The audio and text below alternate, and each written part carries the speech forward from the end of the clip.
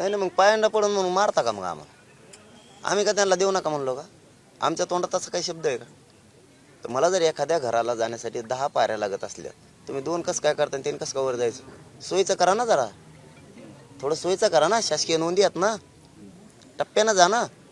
असं काय करायला? शब्द मी नाही लिहिला, तेच प्रसंग व्हायला तुम्हीच लिहिला. बरं, त्याच्यात असे माणसं होते की तेच कायदा बनवणारे, जे सदस्य कायदा बनवण्यासाठी लागतात कायदे मंडळात. तर अधिवेशनात तर तिन्ही कायदे मंडळ ॲक्टिव्ह होते. ते सदस्यांनी लिहिलं, कायदे तज्ज्ञांनी लिहिलं, कायद्याच्या अभ्यासकांनी लिहिलं, मराठा आरक्षणाच्या अभ्यासकांनी लिहिलं, मराठा आयोग जो होता मराठा समाजाला आरक्षण देणारा त्यांनी लिहिलं. याच्यापेक्षा कोण हुशार असतं? तुम्ही शब्द लिहायला, मी नाही. माझी काय चूक त्याच्यात? राज्य सरकारला अधिकार आहेत का अशा पद्धतीचं हे? आता ते मला काय माहित, मी जर ते असतो तर म्हणलं असतं आहेत का नाहीत, मला काय माहित. तुमचं काम आहे ते, काम तुमचं आहे, आमचं नाही. त्यावेळेस लिहितानाच मग तुम्ही विचार करायचा ना, त्यावेळेस तुम्ही लिहितानाच. कारण एका शब्दावर बांधवांनो 1 घंटा चर्चा झाली. एका शब्दावर असे 4 शब्द, 4 घंट्यापेक्षाही जास्त ती बैठक चालली. बरं, ते काय अज्ञानी नव्हतं कुणी त्याच्यात, की काही कळतच नाही याला. मला जरी म्हणले असते बाबा कळत नाही तर ठीक आहे, कारण मी शेतातलाच आहे. पण तुम्ही असे होतात की तुम्ही ते कायदा चालवणारे आहेत, बनवणारे दोन्ही पण तुम्हीच आहेत. राज्य चालवणारे पण तुम्हीच आहेत आणि कायदा चालवणारे पण तुम्ही. असे 4 प्रकारचे लोक होते. शब्द तुम्ही घेतलाय, मी नाही. माझी काय चूक? पाटील, सोयऱ्यांवर सोयऱ्यांवर तुम्ही ठाम आहात? त्यांनी लिहिलेल्या 4ही शब्द.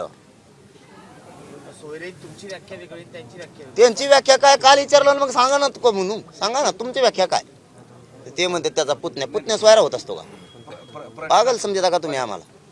प्रश्न असा आहे की काल सगळी झाली चर्चेमध्ये त्यांनी पुन्हा सगळे मुद्दे सांगत होते. त्या चर्चेनंतर तुम्ही सगळे सोयऱ्या या मुद्द्यावर ठाम आहात का? आणि तेच पुढे गेलं पाहिजे का चर्चेला धरून? अहो, त्याचं नाही. 4ही शब्दावर ठाम आहे मी हलतच नसतो. आम्हाला माहिती आहे तुम्हाला नोटिसा देऊन काय काय करायचं काय नाही करायचं. तुम्ही त्या भानगडीत पडू नका, माझी विनंती. हो, तुम्ही एकदा प्रयोग केला, आता त्या भानगडीत पडू नका. हा.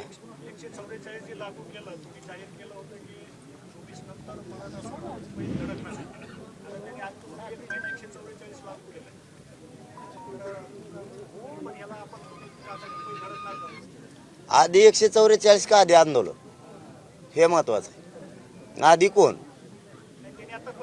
त्यांनी काही करू द्या, आम्हाला त्याच्याशी नाही देणं घेणं. आधी शेलूकर तुम्ही का मी आत्ता आलोय. आधी तुम्ही आहेत. आधी आंदोलन का 144 ते मला माहित नाही बाकीचं. आणि मुंबई जायचं आम्ही कुठे डिक्लेअर केलं? ते मनानेच काही करतील, त्यांनाच वाटतं मुंबईत यावं मराठीने.